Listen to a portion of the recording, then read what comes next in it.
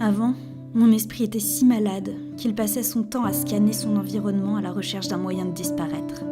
À certains moments, il me semblait que tout pouvait être utilisé pour se tuer, et la vie se résumait alors à lutter encore et encore pour ne pas céder à la tentation. C'était comme une part de pizza dégoulinante de fromage agitée sous le nez d'un affamé, sauf qu'il y aurait eu du cyanure dans la sauce tomate. Tout devrait glisser sur de telles montagnes, ces paysages chaotiques jonchés de granit, ces rivières paisibles, cette calune rosée.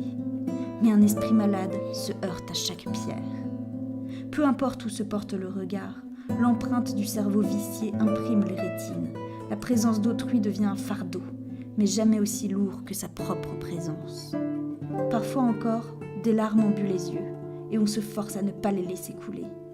On voudrait rire comme les autres alentour, mais on rit fatalement, toujours en décalé. La vie est une très longue épreuve de force. De peu d'endurance, on est trop vite essoufflé. Alors on se laisse traîner sur le sol, les genoux écorchés et des bleus plein le cœur. Et ces falaises toutes proches sont si tentantes. Fondre ses pensées dans leur verticalité est la source de vertigineux frissons et forme des images du résultat tout en bas.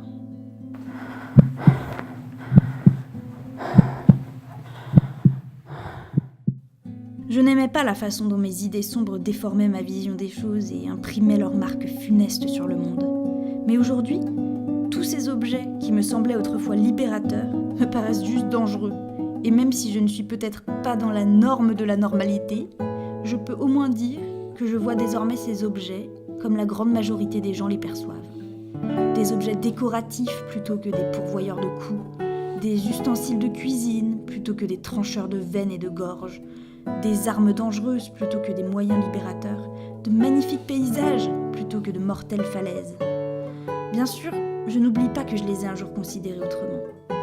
Mais je ne compte plus m'en servir pour me faire du mal ou me supprimer. La montagne, autrefois effrayante et perfidement attirante, est désormais magnifique. C'est donc que maintenant ça va.